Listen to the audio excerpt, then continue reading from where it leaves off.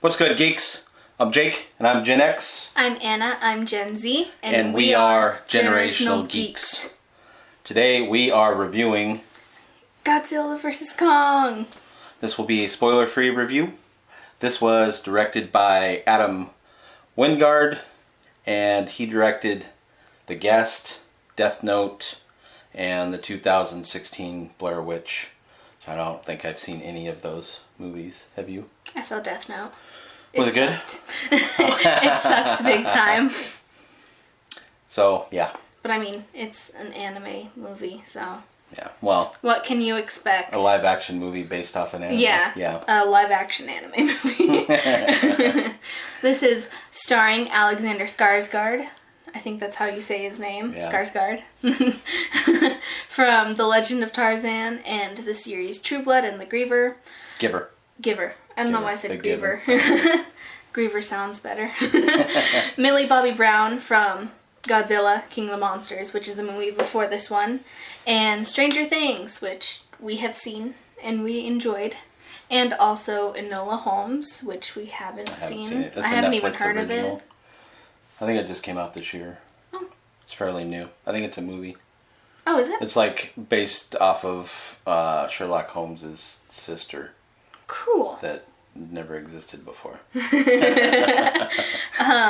Rebecca Hall from The Gift and the series Tales from the Loop, which we started and then did. We watched one episode. We watched two.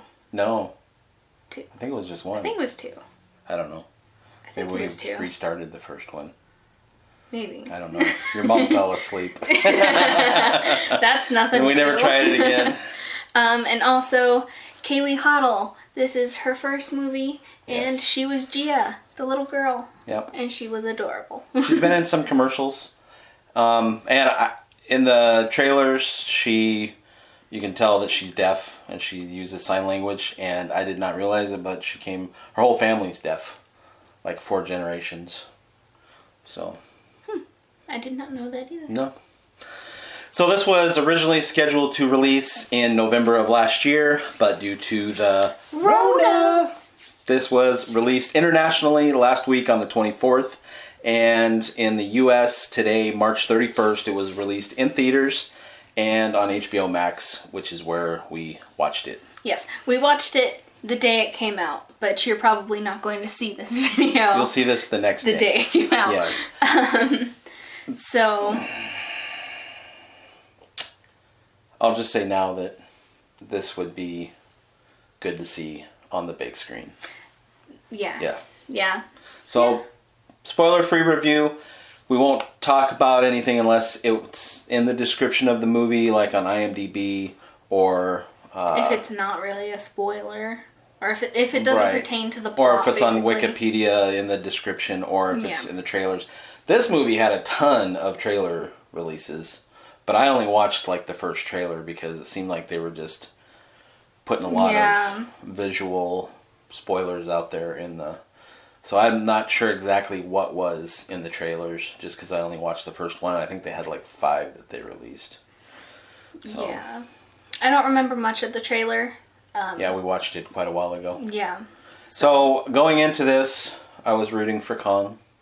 Going into this, I didn't know who I was rooting for. I said that Kong would be better on a moral standpoint, but Godzilla is just so cool that you can't help but root for him. And I did find myself rooting for him. So it's like, well, I guess found I was myself rooting for both of them too. So yeah. I mean, I started off with Kong, but I knew I'd be happy either way. Yes. So, quick synopsis of the movie. It is rated PG-13 for intense sequences of creature violence / destruction and some brief language. And it is a action sci-fi thriller. Say that 10 times fast. We did watch Godzilla, King of the Monsters 2 days before watching this. We hadn't seen it yet. It had, we talked about seeing it in theaters when it came out a couple years ago. And then we had the opportunity to watch it on streaming services, and we just never did. But since this movie was coming up and getting so close, we went ahead and watched it. I enjoyed it. It was decent. I think Anna really enjoyed that one. Yeah, I really enjoyed it. And then I'm a sucker for visuals. Yeah. So this is the epic next chapter of the cinematic universe. Monsterverse. Yes. Cinematic Monsterverse. Pits two of the greatest icons in motion picture history against one another. It's Godzilla and King Kong. Mm-hmm. And humanity is caught in the balance. As they were last movie. But I must say, there was monstering in this movie. Yes. It wasn't like some of the other Monsterverse movies where it was just like, here's a human and another human. Like the 2014 Godzilla with 10 minutes of Godzilla in it. Yeah. Oh, brief flash of the monster. That's all you get. This takes place 5 years after Godzilla killed his nemesis, Ghidorah, and he and King Kong are currently the last known active titans on Earth. And so a squadron embarks on a perilous mission into a uncharted territory of sorts, and they unearth clues to the titans' origins themselves, which I thought was decent, pretty cool. And mankind's survival once again is in the balance, and a conspiracy threatens to wipe the creatures, both good and bad, from the face of the earth forever. Dun dun dun. Echo. So they never really say what happened to the other titans. Because at the end of King of the Monsters, there's like 10 monsters surrounding Godzilla, and they're all bowing to him. So they don't really explain that, but in the description of this movie, it says that Godzilla and King Kong are the last known active titans. So I don't know, maybe they went back into hibernation. Maybe they're just not known as active because, maybe only the alpha can be super active at one time. So maybe they went into hibernation. Yeah.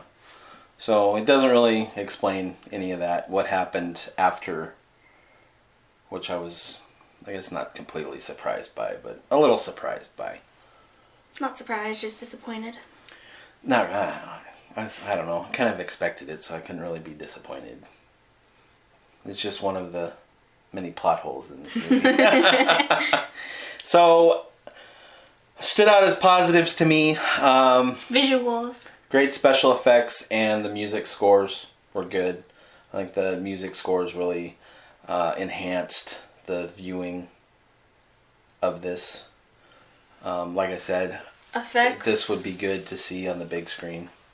Effects were even greater than King of the Monsters. Yeah, I think the special effects and the computer animation was way better than King of the Monsters. It was better than Skull Island. It was better than 2014's Godzilla.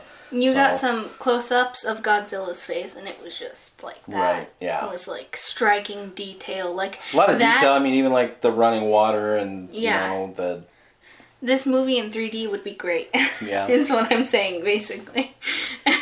So, good performances by the actors. I mean, it's an action movie, and I think the acting kind of portrayed that. Yeah. You don't watch this type of movie for the acting of the people. There were a few good actors, but there were some good actors in this movie, but I don't know that this was their best performance in their career. Yeah. There were a few good acting parts in this movie by two people. So, and I guess we'll just go into the negatives. I feel like a lot of the actors kind of phoned it in. I don't feel like this was definitely not the top of their list in their acting career. And like IMDb had the little girl Kaylee Hoddle listed like 7th or 8th down the list, so I didn't initially even include her in the list of actors in the movie, especially since she hadn't been in anything else. But we added her in before we started the video just because she was probably the best actress in the movie. Yeah. Yeah. I mean, she gave really... For how young she was, she outperformed the adults. Yeah, she did. Definitely. And there were characters in this that I feel, I don't know, they really didn't serve much purpose. I know. You'll see it when you watch it. Well, there's more than one. So I guess that's the negative. And to include in the negative of not just the acting, but I think people were in this movie way too much.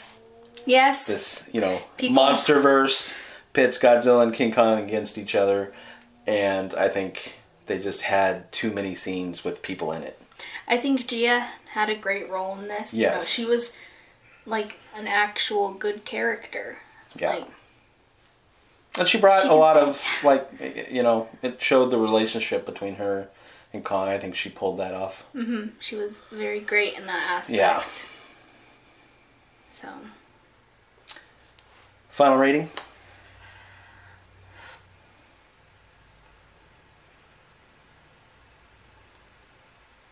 .5 or 7.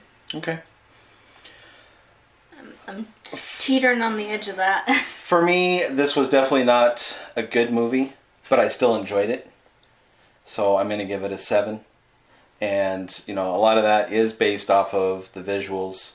Yes, and music. The scenes, the monster scenes of the monsters fighting should have been more, but the ones that they had were good. The detail was good. The computer animation was good. Yes. And like I said, the music score really added to it. So I'll give it a 7. And, I would probably watch this again. I might even catch it in a matinee when it's been out, maybe in a couple weeks. We'll go catch a matinee. We still haven't seen anything in theaters since Rise of Skywalker. So we need to this isn't that. Worse than that. So if you're still watching, like, comment, subscribe, share our videos, share our channel, share us with your grandma, tell her to share us with her book club, sim team, Pilates class. All of our social medias will be in the description. Thanks for watching. I'm Gen X. I'm Gen Z. And we are Generational Geeks.